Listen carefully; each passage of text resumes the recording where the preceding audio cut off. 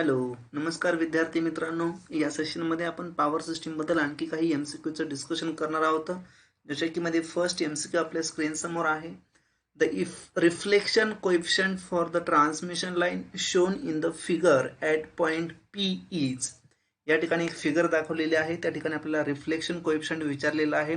Transmission line दिलेला आहे, जसं की सर्ज इम्पिडन्स Z0 दिलेला आहे 300 ओहम आणि लोड इम्पिडन्स दिलेला आहे ZL, जो की आहे या ठिकाणी 300 ओहम. अगेन ओके, ऑप्शन आपल्या समोर दिलेले आहेत. ऑप्शन नंबर 1 आहे +1, त्यानंतर -1, 0, 0.5 मायनस आणि 0.5 प्लस. अशा पद्धतीचे आपल्याकडे ऑप्शन आहेत. आता रिफ्लेक्शन कोएफिशियंट ही कन्सेप्ट काय आहे ट्रान्समिशन लाईनमध्ये ते आपण या ठिकाणी शॉर्टमध्ये समजून घेण्याचा प्रयत्न करूया. फॉर एक्झाम्पल, मी एक अशा पद्धतीची या ठिकाणी काय करतोय बघा, एक फिगर ड्रॉ करण्याचा प्रयत्न करतोय. ओके, या ठिकाणी अशा पद्धतीची एक फिगर ड्रॉ करण्याचा प्रयत्न करतोय. फॉर एक्झाम्पल, माझ्याकडे एक ट्रान्समिशन लाईन असेल, माझ्याकडे ही एक ट्रान्समिशन लाईन आहे असं आपण कन्सिडर करूया. ही ट्रान्समिशन लाईन या ठिकाणी काय करते बघा, सरफेस ऑफ डिस्कंटिन्युटीला येते. याचाच अर्थ या ठिकाणी ही ट्रान्समिशन लाईन काय करते बघा, आपलं मीडियम चेंज करण्याचा प्रयत्न करते. याला आपण या ठिकाणी म्हणूया surface of discontinuity, surface of discontinuity असं म्हणूया. ओके, या ठिकाणी ट्रान्समिशन लाईन आपले मीडियम चेंज करते. या ठिकाणी एक जंक्शन आहे, यानंतर या ठिकाणी एक केबल आहे, आपण असं अज्युम करूया. ही जी काही ट्रान्समिशन लाईन आहे त्या ट्रान्समिशन लाईनचा काहीतरी इम्पिडन्स असेल, त्या इम्पिडन्सला मी या ठिकाणी सर्ज इम्पिडन्स और कॅरेक्टरिस्टिक इम्पिडन्स म्हणतोय, जो की या ठिकाणी ZC या लेटरने रिप्रेझेंट करतोय. या ठिकाणी हे जे काही केबल आहे त्या केबलचा काहीतरी लोड इम्पिडन्स असेल, त्याला मी काय म्हणतोय बघा, या ठिकाणी लोड इम्पिडन्सलाच मी या ठिकाणी ZL असं म्हणतोय, जो की लोड इम्पिडन्स आहे, जो की या ठिकाणी या सरफेस ऑफ डिस्कंटिन्युटी नंतर म्हणजे ट्रान्समिशन इथपर्यंत ट्रॅव्हल करते आणि या पॉइंट नंतर ती काय करते बघा, केबलच्या माध्यमातून ट्रॅव्हल करण्याचा प्रयत्न करते. आता या ठिकाणी जे काही ट्रान्समिशन लाईन आहे, ट्रान्समिशन लाईनमध्ये व्होल्टेजची वेव्ह असेल, त्यानंतर करंटची वेव्ह असेल, त्या अशा पद्धतीनं काय होणार आहे बघा, या सरफेस ऑफ डिस्कंटिन्युटीवरती काय होणार आहे, त्या ठिकाणी इन्सिडेंट होणार आहेत. म्हणून यांना आपण जनरली काय म्हणतो बघा, इन्सिडंट वेव्ह. यांनाच आपण काय म्हणतो बघा, इन्सिडंट वेव्ह असं म्हणतो. या ठिकाणी सरफेस ऑफ डिस्कंटिन्युटी आहे, मीडियम दुसरा आहे, मीडियम चेंज होणार आहे, कारण या ठिकाणी इथपर्यंत ट्रान्समिशन लाईन आहे, पण इथून पुढे केबल आहे. मग या केबल मधून हे ज्या काही वेव्ह आहेत, या वेव्ह या ठिकाणी काय होतील बघा, ट्रान्समिट होण्याचा प्रयत्न करतील किंवा पास होण्याचा प्रयत्न करतील. इथून या सरफेस ऑफ डिस्कंटिन्युटी पासून ज्या काही वेव्ह या ठिकाणी पुढे जातील, त्या व्होल्टेजच्या असतील, करंटच्या असतील, त्यांना आपण म्हणतो ट्रान्समिटेड वेव्ह, और त्यांनाच आपण म्हणतो रिफ्रॅक्टेड वेव्ह. त्यांनाच आपण काय म्हणतो, रिफ्रॅक्टेड वेव्ह. मग व्होल्टेज रिफ्रॅक्ट झालं असेल किंवा करंट रिफ्रॅक्ट झालं असेल, पण या सरफेस ऑफ डिस्कंटिन्युटी पासून काही वेव्ह या ठिकाणी काय करतील बघा, रिटर्न जाण्याचा प्रयत्न करतील. त्यांनाच आपण काय म्हणतो बघा, रिफ्लेक्टेड वेव्ह. त्यांना आपण काय म्हणणार या ठिकाणी, रिफ्लेक्टेड वेव्ह. म्हणजे इथून काहीतरी वेव्ह या ठिकाणी रिटर्न जाण्याचा प्रयत्न करतील, यांना आपण या ठिकाणी म्हणूया रिफ्लेक्टेड वेव्ह, रिफ्लेक्टेड वेव्ह. मग ह्या रिफ्लेक्टेड वेव्ह कोणाच्या असतील बघा, व्होल्टेजच्या असतील आणि करंटच्या असतील. फॉर एक्झाम्पल, या ठिकाणी आता मी नोटेशन देतोय, जे काही इन्सिडंट वेव्ह आहेत त्या व्होल्टेजच्या आणि करंटच्या, त्यांना मी रिस्पेक्टिव्हली VI आणि II असं म्हणतोय. म्हणजे व्होल्टेज इन्सिडेंट झालेलं आणि करंट इन्सिडेंट झालेला. या ठिकाणी हे इन्सिडेंट झाले या सरफेस ऑफ डिस्कंटिन्युटीवरती. या ठिकाणी रिफ्लेक्ट झालेल्या वेव्ह त्यांना मी रिस्पेक्टिव्हली नाव देतोय VR आणि IR. हे झाल्या रिफ्लेक्टेड वेव्ह. आणि या ठिकाणी ह्या ट्रान्समिट झालेल्या आहेत किंवा रिफ्रॅक्ट झालेल्या आहेत, पुढे पास झालेल्या आहेत, यांना मी नाव देतोय VT और IT. म्हणजे ह्या काय झाल्यात बघा, व्होल्टेज ट्रान्समिट झालेला असेल आणि त्यानंतर करंट ट्रान्समिट झालेला असेल. जनरली या ठिकाणी जो काही या ठिकाणी इन्सिडंट झालेली वेव्ह आहे, रिफ्लेक्ट झालेली वेव्ह आहे आणि रिफ्रॅक्टेड झालेली वेव्ह आहे, याच्यामध्ये जर आपल्याला रिलेशन या ठिकाणी लिहायचं असेल तर जनरली आपण लिहितो VT is equal to VI plus VR आणि IT is equal to II plus IR. म्हणजे रिफ्लेक्ट झालेली वेव्ह असेल प्लस रिफ्लेक्ट इन्सिडेंट झालेली वेव्ह असेल इज इक्वल टू ट्रान्समिट झालेली वेव्ह असेल. हे एक रिलेशन आपल्याला या ठिकाणी लक्षात ठेवायचं आहे, जे की या ठिकाणी इम्पॉर्टंट असतं. ओके, एवढ्या गोष्टी आपल्याला या ठिकाणी समजल्या. यानंतर आपण थोडंसं पुढे जाऊया आणि पुढे जाऊन या ठिकाणी आपल्याला फिगरमध्ये काय दिलेलं आहे ते आपण पाहण्याचा प्रयत्न करूया. ट्रान्समिशन लाईन आहे इथपर्यंत आलेली आहे. सपोज या ठिकाणी एक जंक्शन आहे, या जंक्शनच्या ठिकाणीच एक हा पॉईंट पी आहे.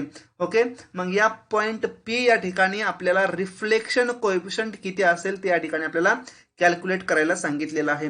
आता रिफ्लेक्शन कोएफिशियंट म्हणजेच काय असतं ते जर आपल्याला या ठिकाणी शॉर्टमध्ये सांगायचं असेल किंवा समजून घ्यायचं असेल तर त्यासाठी मी थोडंसं एक्सप्लेनेशन देण्याचा प्रयत्न करतो.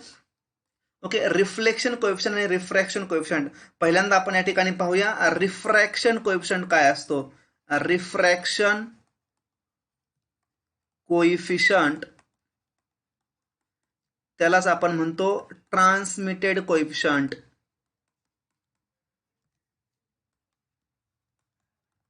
ओके, त्यालाच आपण म्हणतो transmitted coefficient, which is equal to आपण लिहितो जे काही ट्रान्समिट झालेलं व्होल्टेज आहे डिवायडेड बाय इन्सिडेंट झालेलं व्होल्टेज. हे कोणाच्या बाबतीत झालं बघा? व्होल्टेजच्या बाबतीत झालं. जर या ठिकाणी व्होल्टेजच्या बाबतीत आपण रिफ्रॅक्शन कोएफिशियंट और ट्रान्समिटेड कोएफिशियंट कॅल्क्युलेट करायला गेलो तर which is equal to twice of Z L divided by Z L plus Z C. या ठिकाणी हा फॉर्म्युला महत्वाचा असतो. हा झाला रिफ्रॅक्शन कोएफिशियंट और transmitted coefficient of voltage wave. कोणाचा झाला? व्होल्टेजचा झाला. मग या ठिकाणी झेडएल असेल लोड इम्पिडन्स, या ठिकाणी झेडसी असेल कॅरेक्टरिस्टिक इम्पिडन्स. सेकंड टर्मिनॉलॉजी जर आपण करंटच्या बाबतीमध्ये लिहायला गेलो तर रिफ्रॅक्शन कोएफिशियंट ऑफ करंट, त्याला मी आता या ठिकाणी लिहितोय बघा, I refraction is equal to, formula या ठिकाणी थोडासा चेंज होतोय, फक्त या ठिकाणी झेडएलच्या ठिकाणी झेडसी येणार आहे, twice of Z C divided by Z L plus Z C. त्यानंतर ओके, यानंतर आपण पाहूया third reflection coefficient of voltage is equal to काय असेल? रिफ्लेक्ट झालेलं व्होल्टेज डिवायडेड बाय इन्सिडेंट झालेलं voltage which is equal to Z L minus Z C divided by Z L plus Z C. हा formula या ठिकाणी खूप महत्वाचा असतो. या फॉर्म्युल्यावरती आपल्याला एक्झाम मध्ये क्वेश्चन विचारलेले असतात. हा झाला reflection coefficient of voltage. Similar fashion मध्ये reflection coefficient of current is equal to काय असेल बघा? I reflected divided by I incident which is equal to minus of Z L minus Z C divided by Z L plus Z C. हा formula असतो. याचाच अर्थ जो काही रिफ्लेक्शन कोएफिशियंट ऑफ करंट आहे त्यालाच आपण लिहू शकतो बघा, I R divided by I I is equal to, या मायनस ना आतमध्ये मल्टिप्लाय केल्यावर काय होईल बघा? Z C minus Z L divided by Z L plus Z C. या ठिकाणी हे एल आहे, हे झेडसी आहे. या ठिकाणी सर्ज इम्पिडन्स मायनस, या ठिकाणी हा काय होईल बघा?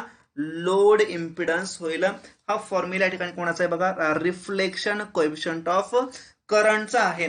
आता या ठिकाणी आपल्याला रिफ्लेक्शन कोएफिशियंट विचारलेला आहे. जर आपण क्वेश्चन मध्ये या ठिकाणी पाहण्याचा प्रयत्न केला तर रिफ्लेक्शन कोएफिशियंट आपल्याला विचारलेला आहे. मग रिफ्लेक्शन कोएफिशियंट विचारलेला आहे व्होल्टेजचा की करंटचा हे या ठिकाणी विचारलं नाहीये. पण आपल्याला रिफ्लेक्शन कोएफिशियंट कडे फॉर्म्युला आपल्याला माहिती असतो. तो फॉर्म्युला काय असतो आपण पाहिला आता just. Reflection coefficient of voltage असू द्या और करंट असू द्या, या ठिकाणी फॉर्म्युला आहे reflection coefficient is equal to काय असेल? Z L minus Z C divided by Z L plus Z C. आता झेडएल या ठिकाणी म्हणजे जो काही लोड आहे त्या लोडचा इम्पिडन्स या ठिकाणी किती दिलेला आहे बघा? 300 ओहम मायनस जो काही झेडसी आहे, झेडसी म्हणजे काय बघा? या ठिकाणचा सर्ज इम्पिडन्स दिलेला आहे, त्यालाच आपण कॅरेक्टरिस्टिक इम्पिडन्स म्हणतो, जो की या ठिकाणी झेड नॉट या शब्दाने दिलेला आहे. Z0 which is equal to again 300 ohm आहे डिवायडेड बाय 300 प्लस 300. जर याचं सोल्युशन केलं तर आपल्याकडे आन्सर येईल 0. म्हणजे रिफ्लेक्शन कोएफिशियंट या ठिकाणी किती आला बघा? 0 आला. या केसमध्ये याचं करेक्ट आन्सर काय असेल बघा? Option number 3 is the right answer in this case. पण त्याचबरोबर जर हा जो काही झेडएल आणि झेडसी या ठिकाणी इक्वल आहेत, काय आहेत बघा? झेडएल इज इक्वल टू झेडसी आहे, म्हणजे जेवढा सर्ज इम्पिडन्स आहे तेवढाच या ठिकाणी लोड इम्पिडन्स आहे. अशी केस असल्यामुळे या ठिकाणी जो काही रिफ्लेक्शन कोएफिशियंट आहे. रिफ्लेक्शन कोएफिशियंट तो काय झाला बघा, 0 झाला. आणि हा रिझल्ट आपल्याला या ठिकाणी एक्झाम मध्ये महत्वाचा असतो की ज्याच्यामध्ये जो काही लोड इम्पिडन्स आहे तो जर सर्ज इम्पिडन्स बरोबर झाला तर या ठिकाणी कोणत्याही पद्धतीचं रिफ्लेक्शन या ठिकाणी ट्रान्समिशन लाईन मध्ये होत नाहीये. ओके, यासाठी आपल्याकडे एक महत्वाचा टेबल आहे. त्या टेबलच्या माध्यमातून आपण या ठिकाणी याला लक्षात ठेवायचा. तो टेबल कसा ड्रॉ करायचा या ठिकाणी मी सांगतोय. ओके, या ठिकाणी आपण एक टेबल ड्रॉ करण्याचा प्रयत्न करूया. त्या टेबलच्या माध्यमातून आपण याच्याशी रिलेटेड काही कन्सेप्ट असतील त्या कन्सेप्ट या ठिकाणी आपण समजून घेऊया. ओके,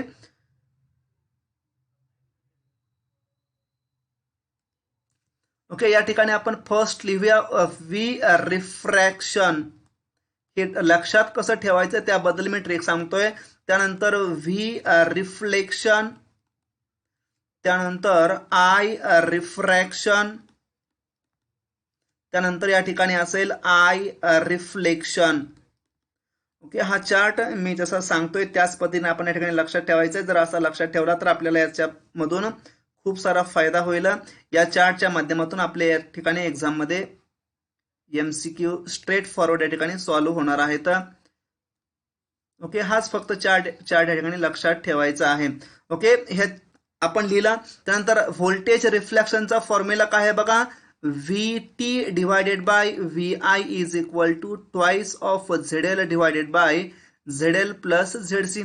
त्यानंतर व्ही रिफ्लेक्शन म्हणजे VR divided by VI is equal to ZL minus ZC divided by ZL plus ZC. त्यानंतर आय रिफ्रॅक्शन आहे जो की IT divided by II is equal to twice of ZC divided by ZL plus ZC. आणि I reflection आहे त्यालाच आपण IR divided by II is equal to minus of V reflection आहे त्यालाच आपण ZC minus ZL divided by ZL plus ZC असंही लिहू शकतो. ओके, हे आज झाले फॉर्म्युलेच्या फॉर्म मध्ये आपण याला लिहिलेलं आहे. यानंतर reflection coefficient short transmission line साठी काय असतो, त्यानंतर ओपन सर्किट लाईन साठी काय असतो आणि फ्लॅट ट्रान्समिशन लाईन साठी काय असतो याच्याबद्दल एक्झाम मध्ये आपल्याला क्वेश्चन विचारला जातो. त्याच्याबद्दलची आपण या ठिकाणी ट्रिक या ठिकाणी सांगणार आहोत. फॉर एक्झाम्पल, जो काही रिसिव्हिंग एंड आहे तो रिसिव्हिंग एंड या ठिकाणी ओपन असेल म्हणजेच if line is open circuited, याचा अर्थ लाईन जर ओपन सर्किट असेल तर ओपन सर्किटच्या केसमध्ये जो काही लोड इम्पिडन्स असतो तो लोड इम्पिडन्स काय असतो बघा, इन्फाइनाइट असतो. जर रिसिव्हिंग एंड हा कसा असेल, शॉर्ट असेल, म्हणजे जर लाईन ही शॉर्ट सर्किट असेल तर शॉर्ट सर्किटच्या केसमध्ये ZL इज इक्वल टू काय असतो बघा, 0 असतो. आणि लाईन जर या ठिकाणी फ्लॅट लाईन असेल, लाईन जर फ्लॅट लाईन असेल तर फ्लॅट लाईन याचा अर्थ जो काही लोड इम्पिडन्स आहे तो load impedance is equal to काय असेल बघा, कॅरेक्टरिस्टिक इम्पिडन्स असेल. आता लाईन ओपन सर्किट आहे, आपल्याला जनरली माहिती पाहिजे ओपन सर्किटच्या केसमध्ये जो काही करंट असतो तो करंट काय असतो बघा, 0 असतो. जर ओपन सर्किट असेल तर ओपन सर्किटच्या केसमध्ये करंट 0 असेल. ओपन सर्किटच्या केसमध्ये करंट 0 असेल म्हणजे कोणताही करंट या ठिकाणी ओपन सर्किटच्या केसमधून पास होऊ शकत नाहीये. म्हणजे जो काही आय रिफ्रॅक्शन असायला पाहिजे तो काय असायला पाहिजे, 0 असायला पाहिजे. जर शॉर्ट सर्किटचा आपण विचार केला तर शॉर्ट सर्किटच्या केसमध्ये व्होल्टेज काय असतं बघा, 0 असतो. का? कारण जो काही रेजिस्टन्स असेल तो रेजिस्टन्स शॉर्ट सर्किटच्या केसमध्ये 0 होतो. रेजिस्टन्स 0 असेल तर व्होल्टेज पण 0 असेल. मग जर शॉर्ट सर्किट असेल तर जे काही रिफ्रॅक्शन होणार आहे व्होल्टेजचं ते रिफ्रॅक्शन पण काय असेल बघा, शॉर्ट सर्किटच्या केसमध्ये 0 असेल. मग यासाठी मी एक ट्रिक सांगत असतो. ते ट्रिक काय असते बघा, ओपन सर्किटच्या लाईनसाठी फक्त लक्षात ठेवायचं 2101 हे कोणासाठी तर ओपन सर्किटच्या लाईनसाठी, आणि शॉर्ट सर्किटच्या लाईनसाठी लक्षात ठेवायचं 0121. या ठिकाणी जो काही 2101 आहे हा ओपन सर्किटच्या केसमध्ये, याच्यामध्ये जो काही लास्टचा 1 आहे त्या लास्टच्या 1ला म्हणजे शेवटच्या 1ला मायनस साइन द्या आणि याच्यामधल्या पहिल्या 1ला काय करा, मायनस साइन द्या. झालं. आपल्याकडे सगळे या ठिकाणी जे काही एमसीक्यू याच्यावरती विचारले जातात सगळे एमसीक्यू याच्यातून इथं क्लिअर होतील. म्हणजेच ओपन सर्किटच्या केसमध्ये लक्षात काय ठेवायचं बघा, 2101 आणि शॉर्ट सर्किटच्या लाईन मध्ये लक्षात ठेवायचं 0121. फक्त या ठिकाणी याच्यामधल्या शेवटच्या 1ला मायनस साइन द्यायचं आणि याच्यामधल्या पहिल्या वनला मायनस साइन द्यायचं. असं का? कारण आपल्याला माहिती आहे जो काही रिफ्लेक्शन कोएफिशियंट आहे तो reflection coefficient of current is equal to, आपल्याला माहिती पाहिजे जो काही रिफ्लेक्शन कोएफिशियंट ऑफ करंट आहे I reflection is equal to minus of V reflection. हा काय आहे बघा, कोएफिशियंटचा फॉर्म्युला आहे जो की आपण या ठिकाणी पाहिला. म्हणजे या ठिकाणी जो काही व्होल्टेज रिफ्लेक्शन असेल तो व्होल्टेज रिफ्लेक्शनचा हा मायनस पाहिजे. म्हणून 2101 शेवटच्या वनला मायनस साइन द्या, 0121 पहिल्या वनला मायनस साइन द्या. आता फ्लॅट लाईन बद्दल जर बोलायचा विचार केला तर आपण आताच पाहिला जो काही रिफ्लेक्शन कोएफिशियंट तो रिफ्लेक्शन कोएफिशियंट काय असायला पाहिजे, 0 असायला काय पाहिजे. कारण त्याच्या फॉर्म्युल्यामध्ये ZL is equal to 0 same value असेल आणि झेडसी आणि झेडएलची व्हॅल्यू सेम असेल. जेव्हा या दोन्ही व्हॅल्यू सेम असतील न्यूमरेटर मध्ये तो 0 येईल. त्यानंतर करंटचा रिफ्लेक्शन कोएफिशियंट 0 असेल. पण ज्यावेळेस आपण याच्यामध्ये ZL is equal to ZC ठेवूया त्यावेळेस twice of ZL divided by ZL plus ZC is equal to again twice of ZL होईल. याची व्हॅल्यू काय येईल बघा, अगेन याची 1 येईल आणि याचीही या ठिकाणी 1 येईल. आता एक्झाम मध्ये आपल्याला क्वेश्चन काय विचारला जातो बघा, फाइंड द रिफ्लेक्शन. एक्झाम मध्ये क्वेश्चन आपल्याला काय विचारला जातो, कशा पद्धतीचा विचारला जातो बघा, find the reflection coefficient for the voltage of short circuit line. जर शॉर्ट सर्किट लाईन असेल तर त्या शॉर्ट सर्किट लाईनच्या केसमध्ये व्होल्टेजचा रिफ्लेक्शन कोएफिशियंट काय असेल बघा, -1 असेल. क्वेश्चन आपल्याकडे असा असतो, find the reflection coefficient of current for the open circuit line. काय असेल तो -1 असेल. क्वेश्चन आपल्याकडे असा असतो, फाइंड द रिफ्रॅक्टेड कोएफिशियंट और transmitted coefficient of the current for open circuit line. किती असायला पाहिजे, लाईन ओपन सर्किट असेल तर कोणत्याही पद्धतीचं रिफ्रॅक्शन होणार नाहीये, कारण करंटच्या फ्लोसाठी या ठिकाणी क्लोज्ड पाथची गरज आहे. पण या ठिकाणी कोणत्याही पद्धतीचा क्लोज्ड पाथ नाही आहे. त्यानंतर आपल्याकडे क्वेश्चन असू शकतो, find the refracted coefficient of the voltage for open circuit line. Answer काय असायला पाहिजे, आपल्याकडे 2 असायला पाहिजे. या गोष्टी आपल्याला या ठिकाणी लक्षात ठेवायच्या आहेत आणि ह्या गोष्टी कशा आहेत बघा, महत्वाच्या आहेत. याच्या पुढे थोडंसं जाऊन या ठिकाणी मी सांगण्याचा प्रयत्न करतो. अगेन याच्याबद्दल महत्वाचं काय आहे बघा, जर मी या ठिकाणी 1 plus reflected coefficient is equal to केलं तर तो काय होईल बघा, ट्रान्समिटेड कोएफिशियंट होईल. विच इज इक्वल टू काय होईल, ट्रान्समिटेड कोएफिशियंट होईल. मग तो कुणाचा होईल, जर या ठिकाणी मी व्होल्टेजचा विचार केला म्हणजे 1 plus reflected coefficient of voltage is equal to transmitted coefficient of voltage. हे येतंय का आपण या ठिकाणी चेक करण्याचा प्रयत्न करूया. फॉर एक्झाम्पल हा चार्ट आपण या ठिकाणी डोळ्यासमोर ठेवूया. 1 plus reflected coefficient of voltage कुठला घेऊया आपण, ओपन सर्किटचा घेऊया. म्हणजे या ठिकाणी हा 1 प्लस इथला रिफ्लेक्टेड कोएफिशियंट किती आहे व्होल्टेजचा, 1 आहे. 1 प्लस 1 इज इक्वल टू किती येतोय, 2 येतोय. हा कोणाचा येतोय, ट्रान्समिटेड कोएफिशियंट कोणाचा येतोय, व्होल्टेजचा. म्हणजेच ओपन सर्किटच्या केसमध्ये तो ट्रान्समिटेड कोएफिशियंट या ठिकाणी व्होल्टेजचा येतोय. फॉर एक्झाम्पल आता आपण हे ओपन सर्किट लाईनसाठी घेऊन पाहिलं, जर आपण हेच शॉर्ट सर्किट लाईनसाठी घेऊन पाहिलं व्होल्टेजच्याच केसमध्ये तर येते का आपण पाहूया. शॉर्ट सर्किटची केस घेतली, 1 plus reflected coefficient of voltage for short circuit line किती आहे, -1 आहे. ओके, त्याचा आन्सर काय यायला पाहिजे, 0 यायला पाहिजे. जे की ट्रान्समिटेड कोएफिशियंट ऑफ व्होल्टेज असायला पाहिजे. तो आहे का नाही आपण चेक करूया. शॉर्ट सर्किट लाईनसाठी जो काय व्होल्टेजचा ट्रान्समिटेड कोएफिशियंट आहे तो 0 आहे.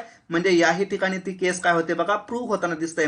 त्याच पद्धतीने आपण करंटच्याही बाबतीमध्ये या ठिकाणी सिमिलर फॅशन मध्ये कॅल्क्युलेशन करून या ठिकाणी परफॉर्म करू शकतो. म्हणजे या ठिकाणी जर करंटचाही आपण विचार केला तर करंटच्याही केसमध्ये सेमच रिझल्ट येणार आहेत.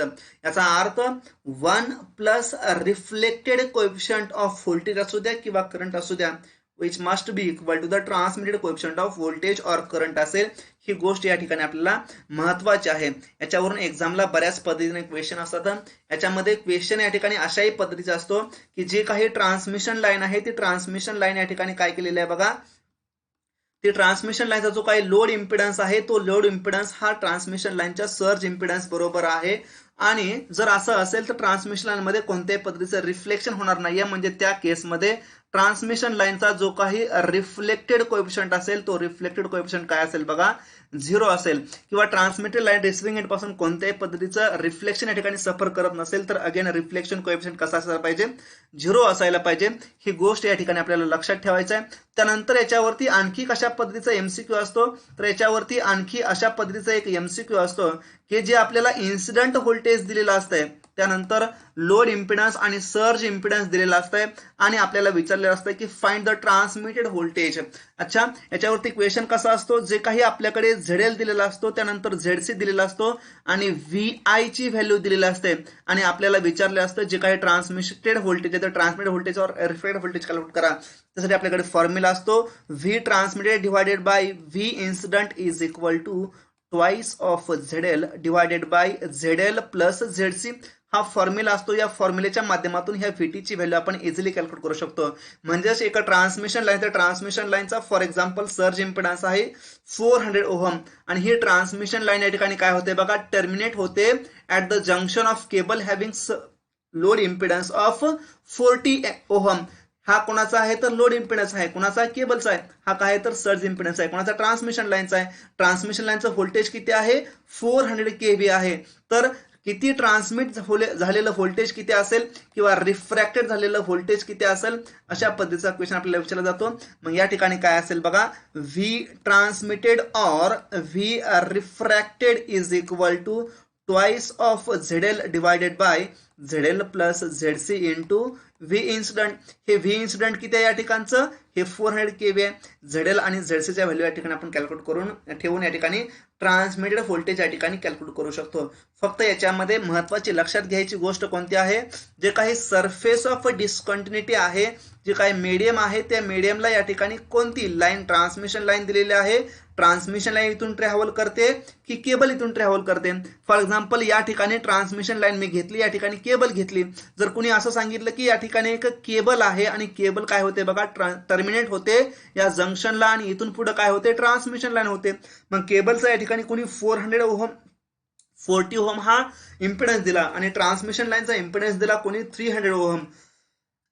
तर या केसमध्ये आपल्याला जो काही ZL असेल तो ZL किती घ्यावा लागेल बघा, 300 ओहम घ्यावा लागेल. या केसमध्ये ZC किती घ्यावा लागेल बघा, 40 ओहम हा ZC या ठिकाणी घ्यावा लागेल. अशा पद्धतीने आपल्याला याच्यावरती MCQ विचारलं जातं आणि याच पद्धतीने याच्यावरती MCQ विचारले जातात. याच्या बाहेर या ठिकाणी आपल्याला MCQ विचारला जात नाहीये. मग याच्यामध्ये रिफ्लेक्शन कोएफिशियंट मी विचारला, परत कुणी तुम्हाला ट्रान्समिटेड कोएफिशियंट विचारेल, कुणी reflected coefficient of current wave for open circuit line विचारेल, कुणी शॉर्ट सर्किट लाईन विचारेल. तर आपण फक्त या ठिकाणी हा चार्ट लक्षात ठेवायचा आहे. या चार्ट मधून आपण सगळ्या गोष्टी या ठिकाणी क्लिअर करू शकतो.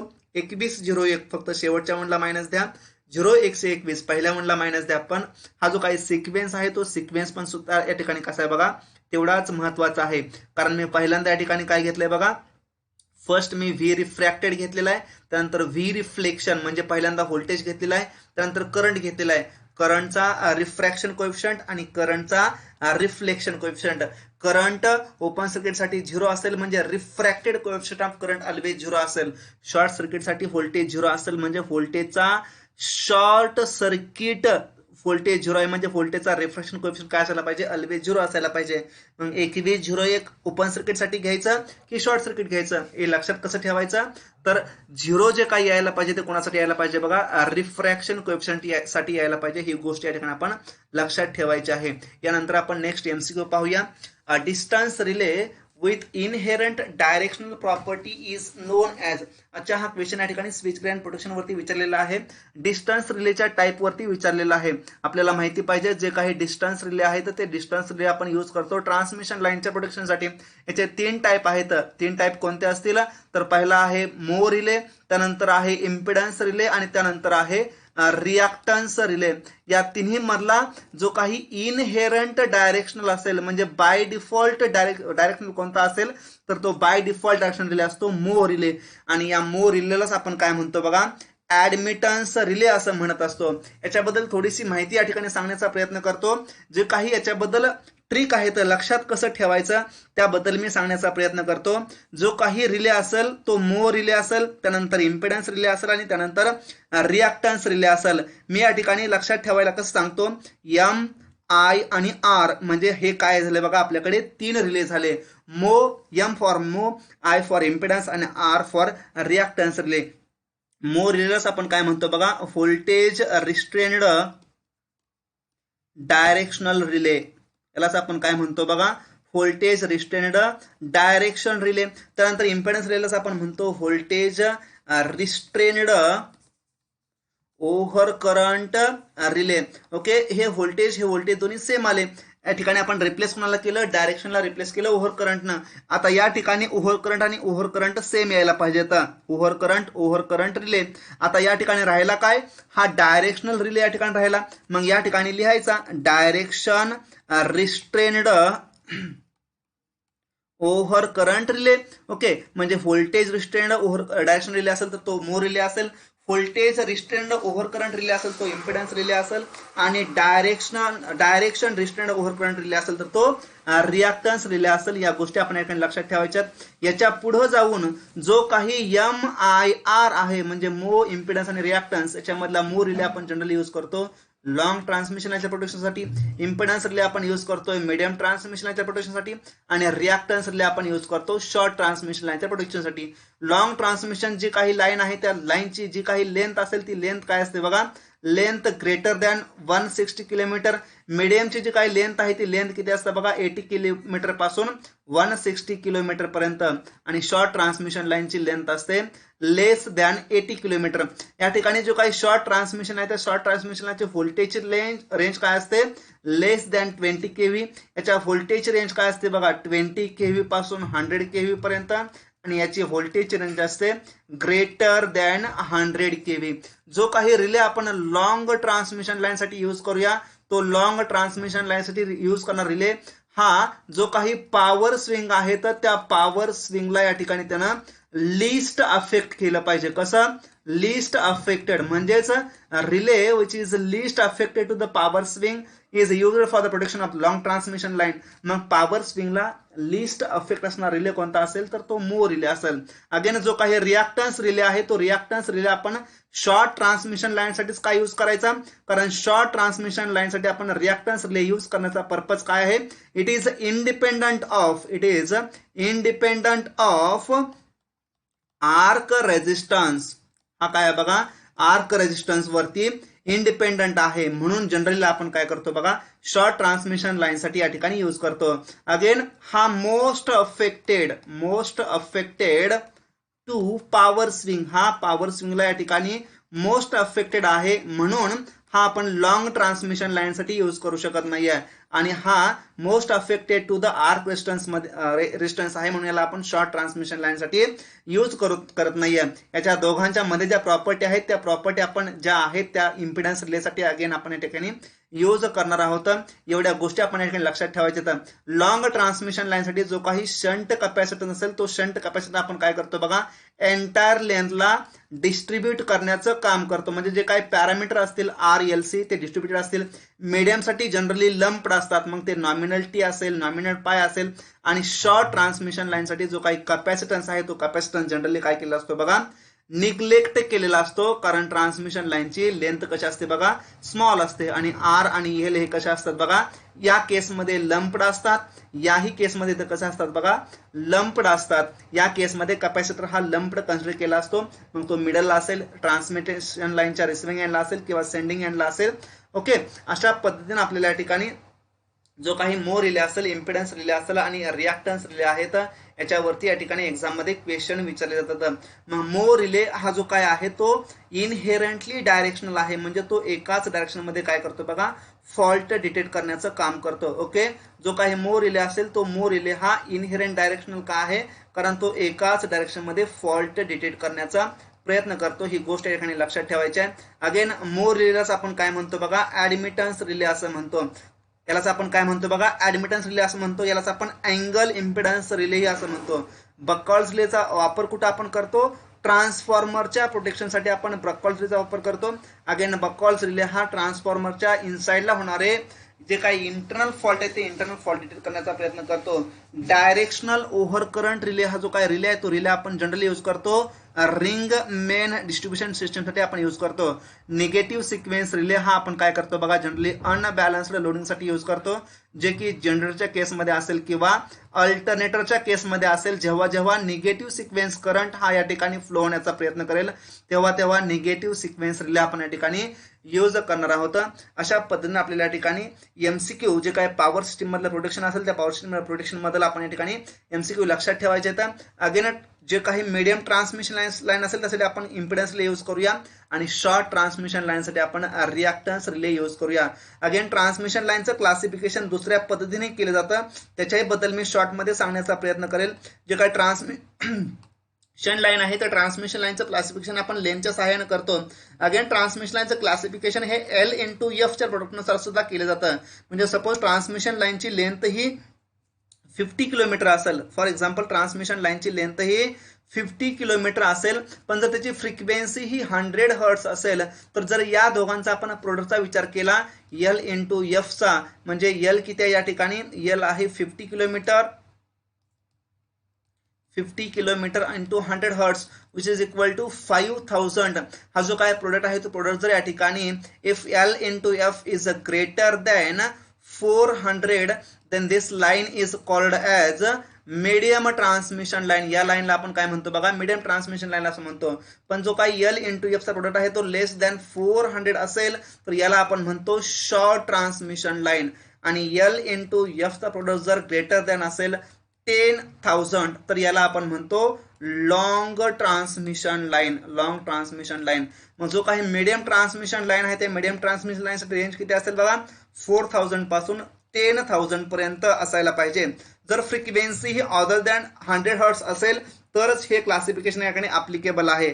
मग या ठिकाणी 50 किलोमीटरची लाईन आहे, या लाईनला आपण जनरली काय म्हणणार आहे बघा, मीडियम ट्रान्समिशन लाईन असं म्हणणार आहे. अगेन लाईन जर आपल्याकडे असेल अगेन 80 किलोमीटरची आणि जर फ्रिक्वेन्सी ही त्या लाईनची जर असेल आपल्याकडे 200 हर्ट्स ही फ्रिक्वेन्सी असेल तर या लाईनला आपण काय म्हणतो बघा, L/F च्या प्रोडक्टनुसार लॉंग ट्रान्समिशन लाईन असं म्हणत असतो. ओके, या गोष्टी आपण या ठिकाणी ट्रान्समिशन लाईनच्या बाबतीमध्ये लक्षात ठेवायचे तर ट्रान्समिशन लाईनच्या क्लासिफिकेशन बद्दल. ओके, या सेशनमध्ये आपण एवढंच पाहूया. नेक्स्ट सेशनमध्ये आपण आणखी MCQचं डिस्कशन करूया. तोपर्यंत थँक्यू.